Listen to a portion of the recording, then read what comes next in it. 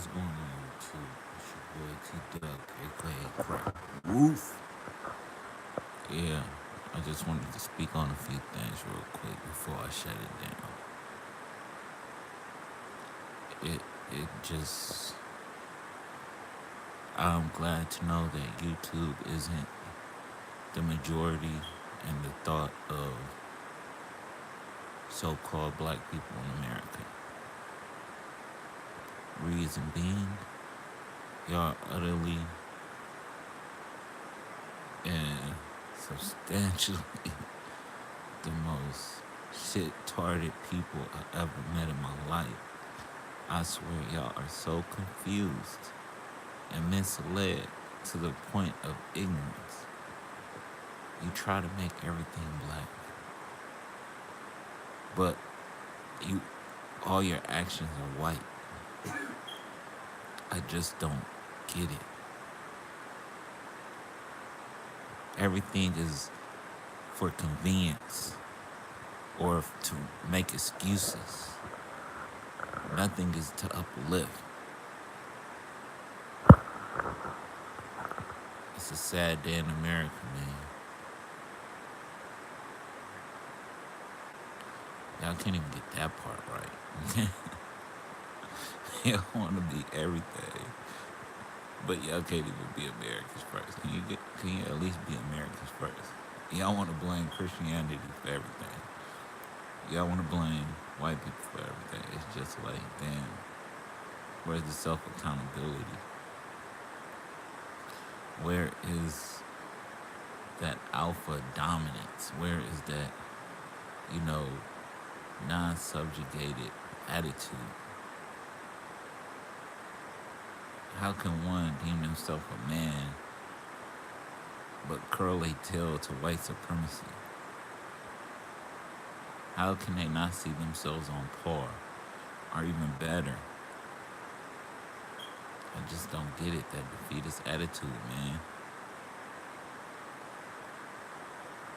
Yeah, we talk big, but at the end of the day, everybody going shopping trying to get them a fresh pair of J. Jonas, y'all call them Jordans.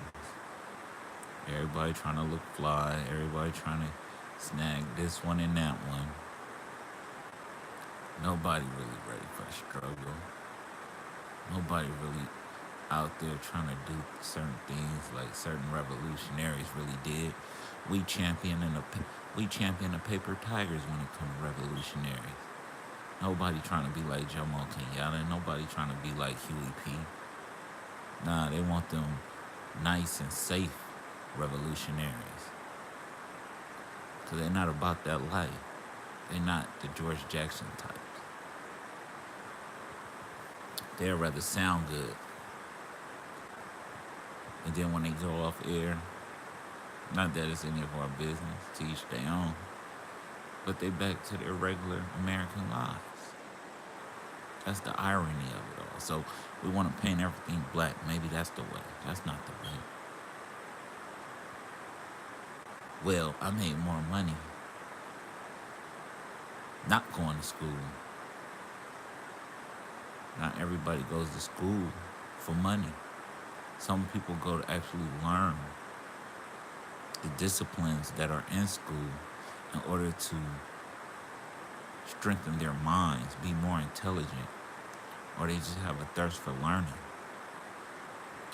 So we should deprive our children with the aptitude to be able to accomplish those things and compete against these other races in a scholarly environment, just because you value money more than intelligence.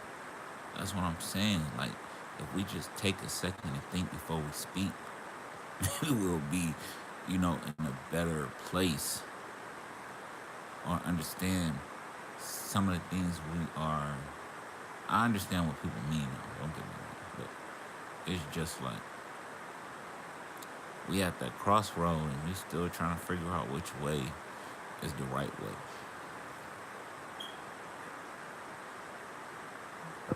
When the real solution is some of us go that way, some of us go that way, the rest of us go this way. But like I said, I'm always preaching and speaking to a dead horse because nobody really understands what they're doing. We try to make everything secular. There is no science in theology whatsoever. I don't know who you've been lied to. I mean, I don't know who lied to you, whatever the case may be, but there is nothing scientific about the secular thing. Everything secular is based on the premise of faith, while science is based on observation. So, we can't depend solely on faith, as we are taught in a good book to not do such. And people like to badger Christians, but a lot of Christians have led the charge in some of our revolts for the most part.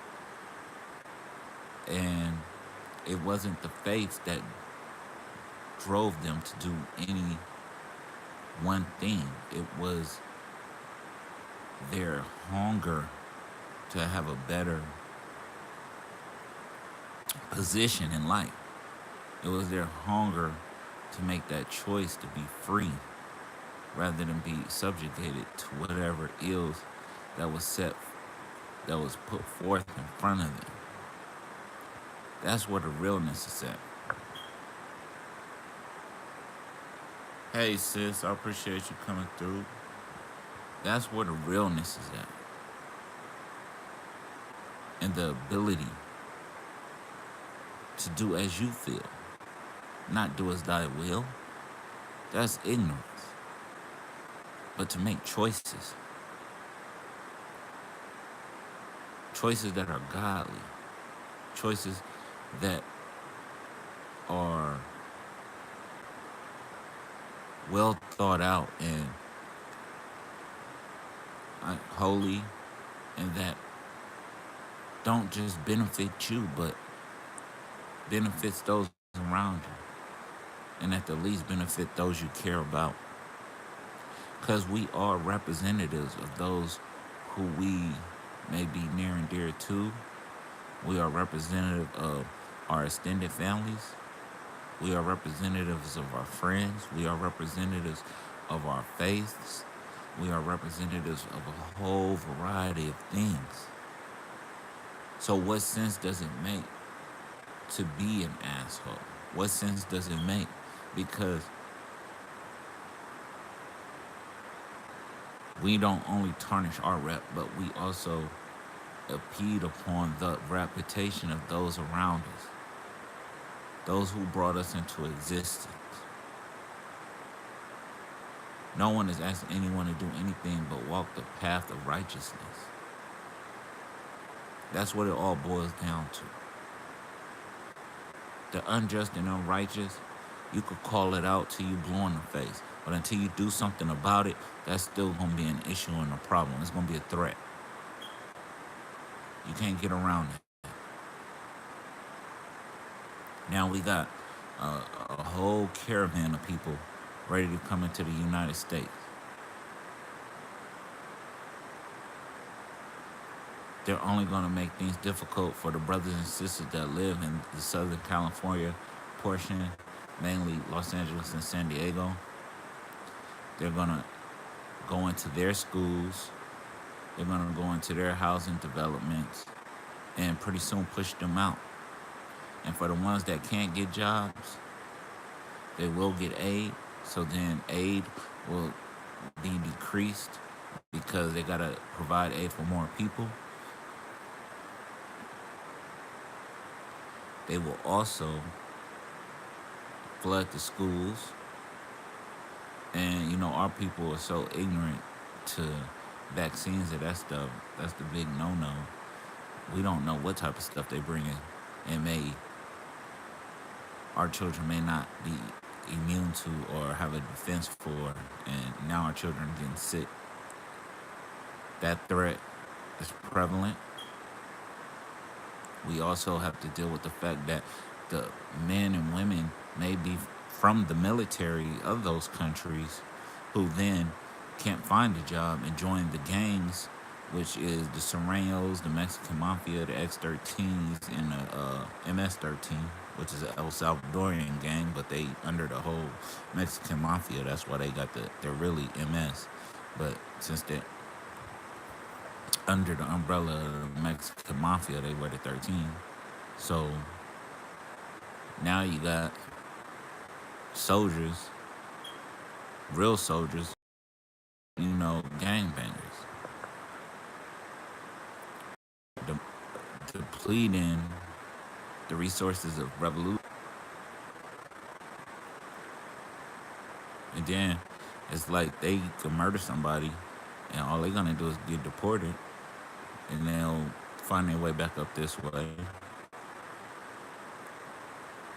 to take out another brother or sister.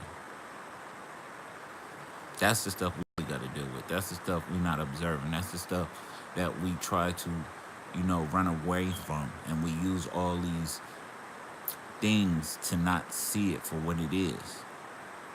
We run behind religion. We run behind this. We run behind that.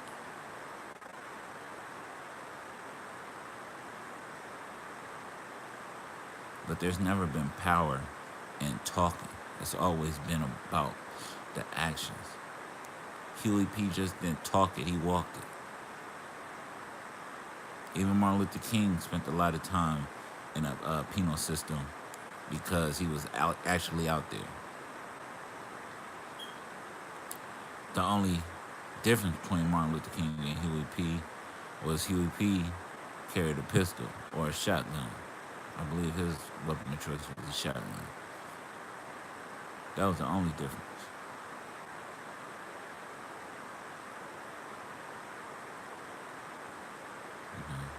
But I don't mean to, get up on this high horse and these people because, I take the blame as well. It's part of my issue, my problem as well, because I can't separate myself from the rest because I'm in it with them. But at least I know I got the heart, I got the drive, I got the determination. It's like if I can't do one thing, I'm damn sure gonna do this thing right. And that's why I take care of my children, take care of my babies, make sure they get the best of the educations they could possibly have, so that at least if my people need a doctor, they can count on mine. If they need a lawyer or an athlete, they can count on mine. It's like that. But we're trying to circumvent system of education that has shown us that other races have been successful in it. That's because they take it serious. I like how the brother got up there and mentioned that he identified with other races that basically to them what was important was grades. And not even so much the grades, but the percentages. Like that was their way of showing status. See, we don't understand we're in a social economical struggle. It's a caste system. Just like in India. It's a caste system. So you got to get yourself out of that. But money isn't the way. People don't make money. Money doesn't just fall out of trees. And I don't care what you say. A man shouldn't be having his hand out for a donation for whatever reason. No reason whatsoever.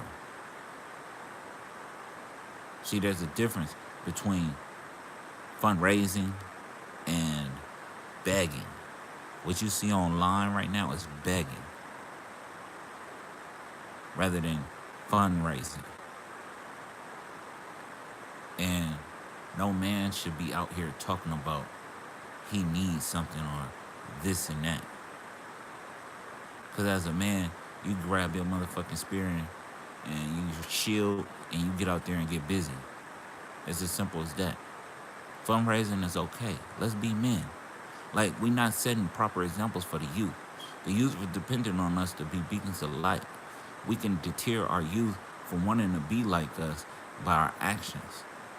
So if you invested in trying to get pussy all the time, or trying to make yourself look better than the next man and shitting on the next man, or even using abusive language to one another, to where our youth don't even feel that there's a even respect for one another, so that now they gotta pick a side. You like Edward and I forgot the other dude like thing, and that's madness.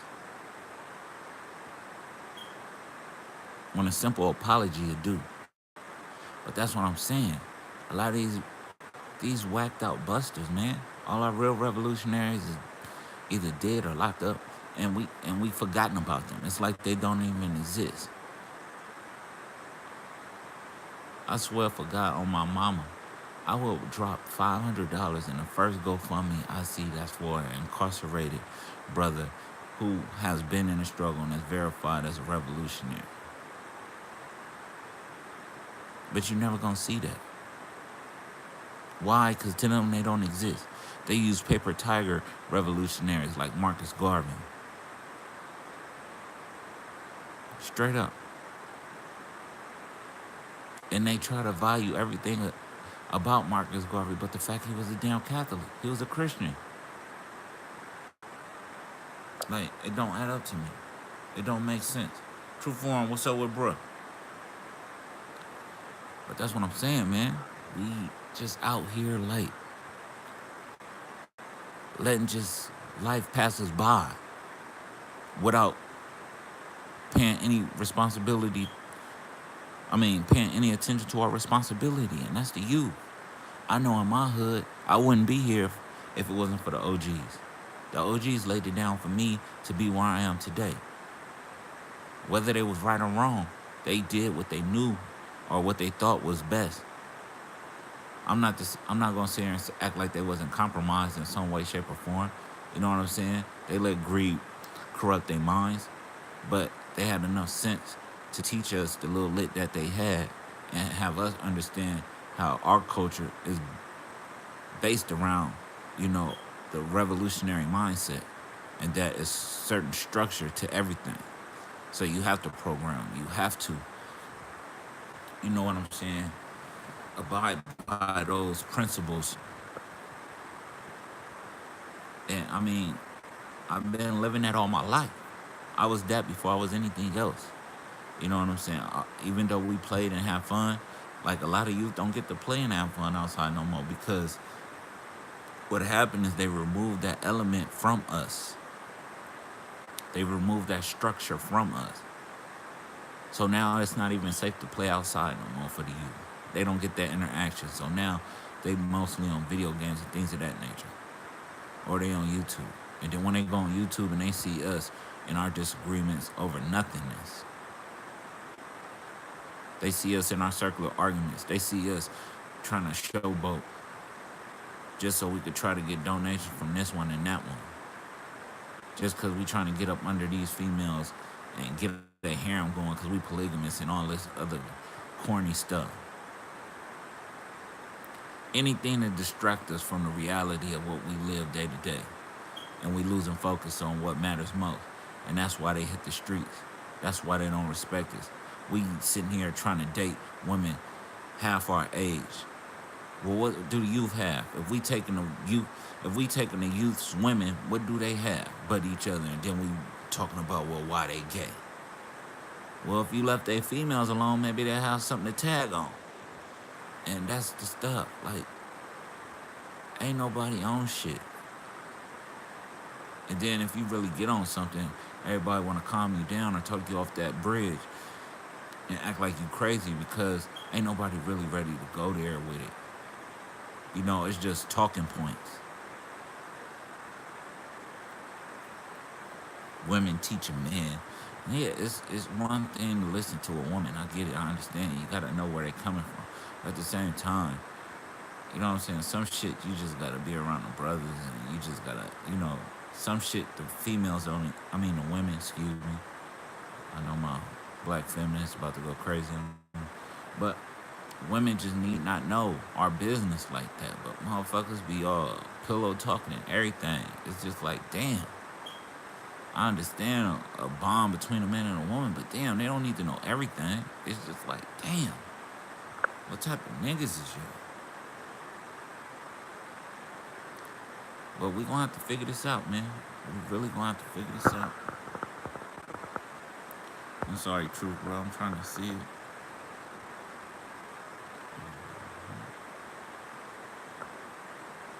Okay. Oh, Nehemiah, peace. OG.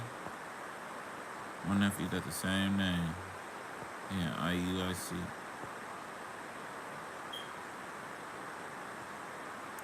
Yeah, when they placing blame on the elders, it's crazy, bro. But at the same time, they just wasn't raised right. They don't get it.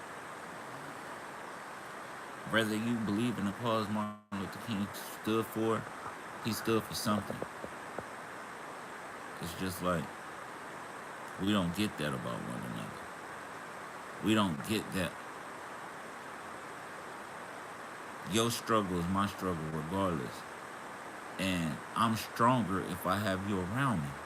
Because if I fall, you there to pick me up. We don't get that.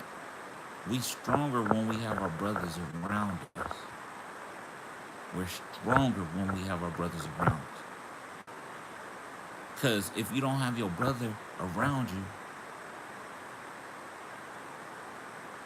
it's not on the next person or anybody else to care when you in need.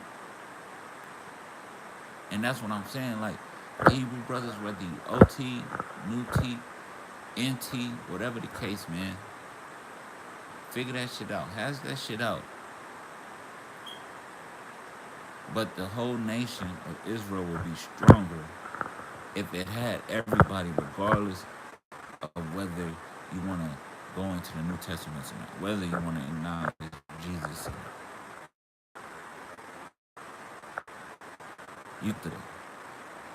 We can all agree that the laws and statutes are real. Leave it at that. And start doing all that community service, all that works. You know what I'm saying? You don't have to sit here and do everything. Don't let nobody force you to feel like you gotta take up every battle and every fight. We shouldn't be so weak to allow people to put batteries in our backs. Everybody has a certain specific task to do. You don't see in no military, the damn infantry, washing the vehicles, gassing up the vehicles. You don't see them doing the shit the medics do. You don't see them washing off their hands and then going to the office and start doing the paperwork that the people in the office do. Like, come on, everybody got a specific task to do. And we gotta respect that. And don't let nobody have you thinking you're not doing what's right because you're not doing what they think you need to be doing. Because like I said, OG always taught me, if you not able to do it, or if it's not in you to do, you shouldn't ask nobody to do it. And if somebody asks you to do something you know they won't do, you smack the fire out their mouth.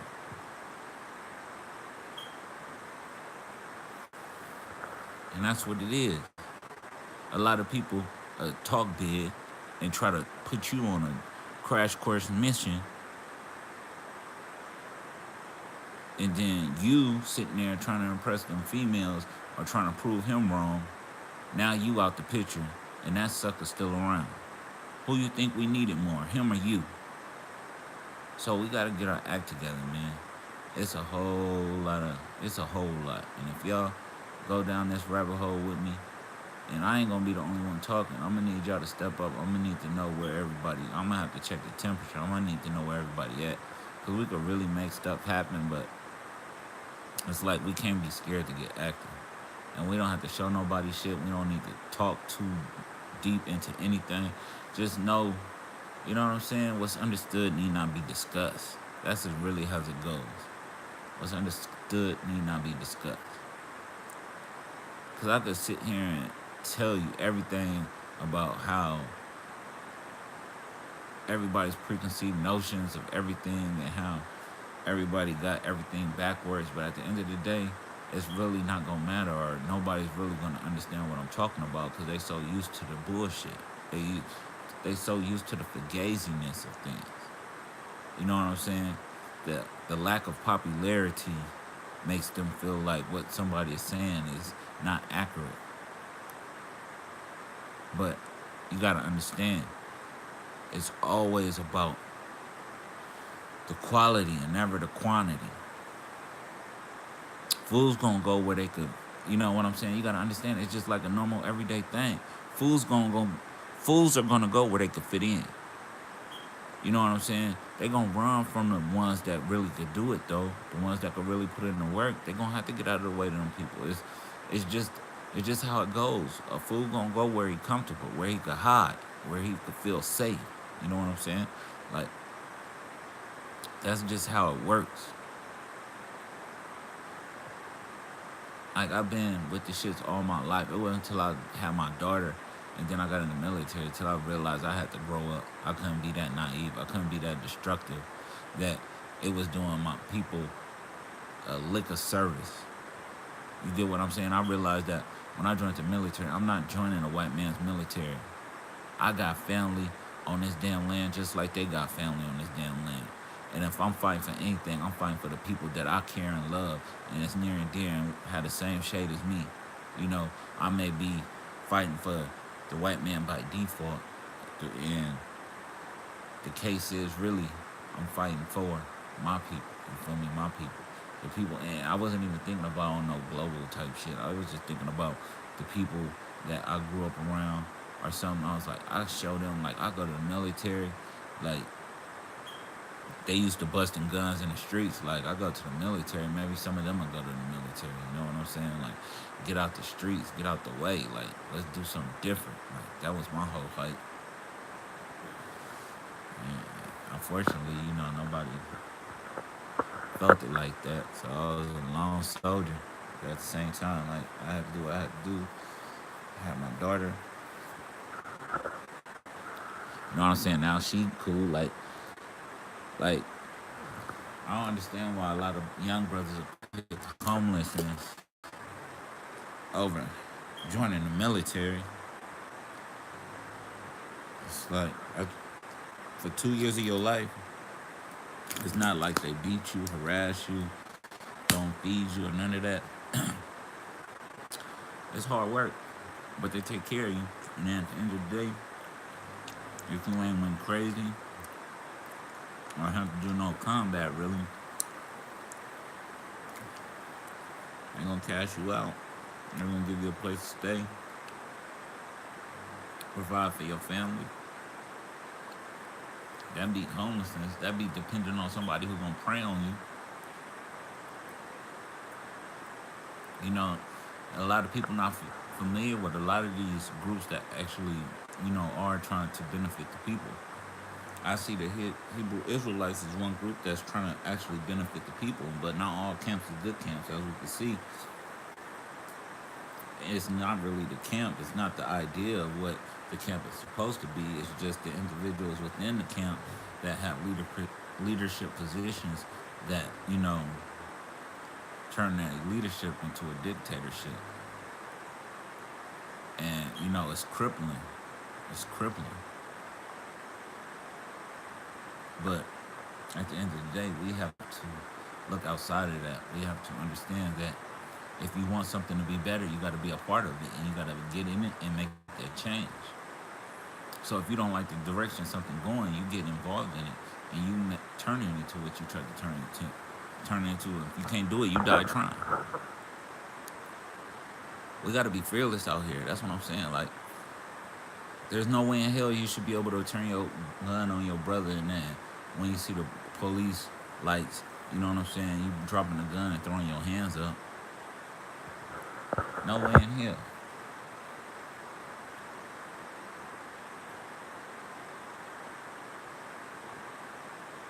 But I'm saying, it's like a lot of people. I don't know what the feeling is. I know what I feel. I feel like I got a job to do, and I gotta support, you know, those that I have to be responsible for the life I brought into this universe. So I can't be reckless. I have to be calm. So that's why I got, and you know, that's one of the reasons I should say. I shouldn't say that's why I got in. That's one of the reasons I joined the fraternity. You know, Prince Hall affiliate Freemasonry. Hold on.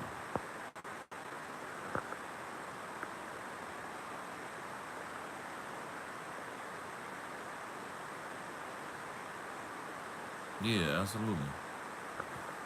So it's just like I had to, I had to get involved.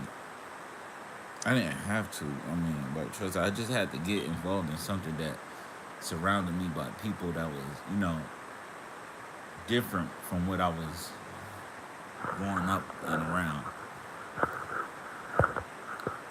You know, so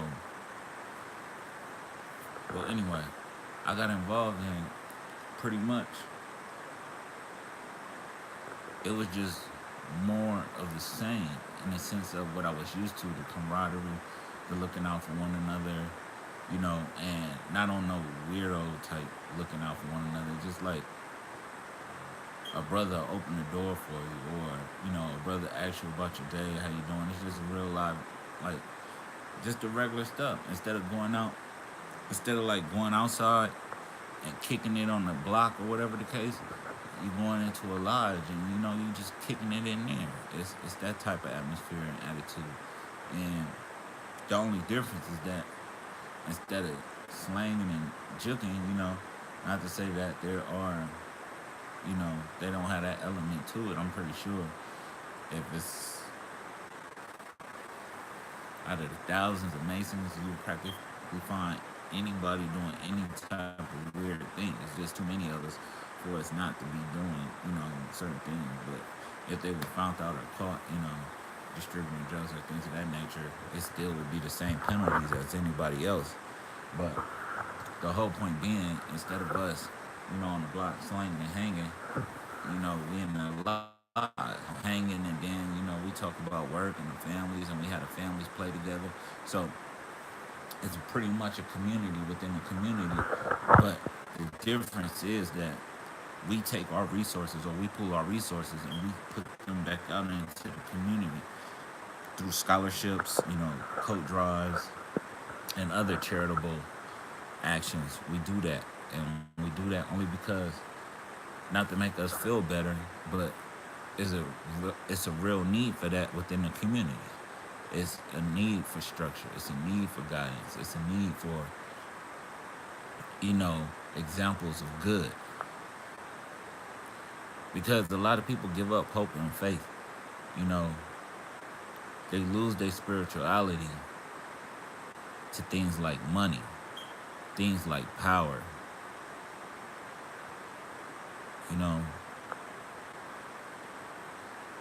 they give it all up. They give away their spirituality, so they don't really see good. So why should they act good? And they start to become comfortable in that mode of thinking, and then that destroys us. While everybody else working to, get ahead and get something for their culture or nation or whatever the case may be, we sitting here basking in misery. And when you angry and pain, even sometimes the people you love could work your nerves, and you start taking your aggression out on them. But maybe they're not ready to handle that aggression today, so they buck back. And maybe you can't beat that person that's bucking back at you, so you try to display a little pistol or something. And next thing you know, you're not that quick on the draw. Now we got a war, a turf war, and that's the vicious cycle. Like, that's how it go. Or maybe you having a bad day, and that girl you thought loved you, you found out was messing with somebody from the other side. He got a little bit more money than you. You know what I'm saying? You and your feelings, your heart burning. So now you gotta take him out. Even though you could just leave her alone. Because I'm pretty sure you didn't notice that girl down the street also had her eye on you. Just as good, maybe not as popular. but it would have loved you more the same, would have stayed faithful and committed. But now you in prison not having nothing. But that's the thing, like our decision making skills have to improve, and the only way they improve is we improve our intelligence. The only way to improve our intelligence if we start to explore the seven liberal arts and sciences. We start to learn the logical fallacies just period.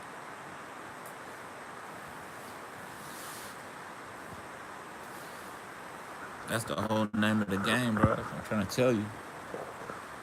None of this stuff, none of this stuff was meant for us not to know. When we talking about physics, geometry, chemistry, and all that stuff, anybody and everybody can learn that. See, we have a problem with failure. We think failure means you weak, you you know, failure. Most of these $1 million people, they didn't fail about 10 to 100 times before they finally succeeded. And when they finally succeeded, they hit it big. See, the only thing that's different when we fail, we get down on ourselves. But when you fail, you're supposed to look at your failure as a means of you fixing whatever, you know, you're supposed to evaluate your failure. Well, what can I do better next time? You know what I'm saying? And that's how you stage it out. You stage it out like that. What can I do better next time? What can I do better next time? What can I do better next time? Until you succeed. It's just like trying to get a female number. You might get no's and no's and no's and no's, and then you finally run into that one that say, yeah. Maybe you switch it up a couple times. Maybe I'm coming at them too hard. Maybe I should, you know, lighten it up. Maybe I should tell a little joke or something. You finally get that, yes. That's how it is. That's life. We got to stop giving up. It's okay to fail, but giving up is not an option. If you giving up, you in the way. Like, that's how it goes, straight up and down. Like, I don't know how to tell you,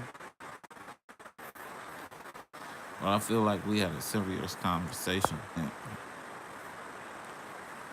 it's been a cool conversation. I'm about to go ahead and lay it down for a minute. I'd like to give a shout out to all the bros that came through here. Truth, the Truth Forum, definitely sub up to the bruh. Motivate him to start putting that stuff out there because he's knowledgeable. Always got the OG Nehemiah Israel out the shy. Definitely sub to him. Pamela Harris. Nice to see you, sis. And, you know, take the time. We gotta figure it out. We can't give up. Maybe next time I'll go into some of the stuff because a lot of people got a misinterpretation of masonry in general, but specifically Prince Hall. Let me just say this first.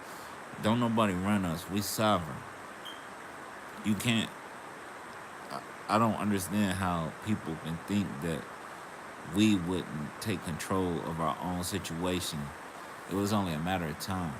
Now, there was a short period of time where, you know, we were under the guise of the Grand Lodge per se, but that was only because we didn't have the funds in order to buy, in a sense, our freedom. We'll put it like that because y'all like to use those terms or whatever. But once that happened, we became sovereign and we have the ability. We wouldn't have a Grand Lodge if we were still under the rulership of, and I'm just using terms, it's not rulership. We wouldn't be under the jurisdiction of the Grand Lodge across the pond, which is New England. We wouldn't have to, you know, be up under them if we didn't pay them, we would still be under them, if I put it to you like that. But we gave them their money. They gave us our charter. Once they gave us our charter, it was all us. It's like buying a house. You buy a house, the person you bought it from can't tell you what to do in your house or tell you you still owe them money or anything like that. So it's just kind of common sense type situations. And if you hear it from somebody that know rather than somebody who read something from somebody that, you know, this, that, and the third, then you know what it is. But I don't want to spook y'all out with it. It's been real. Y'all stay up and let's live to fight another day. And let's just make an effort on improving ourselves in some way, shape, or form, and always give charity to the less fortunate. That's all I ask of the bros. You know what I'm saying? Let's stay up. Let's keep it lit. Ain't no game like Frisco game. You know, it's all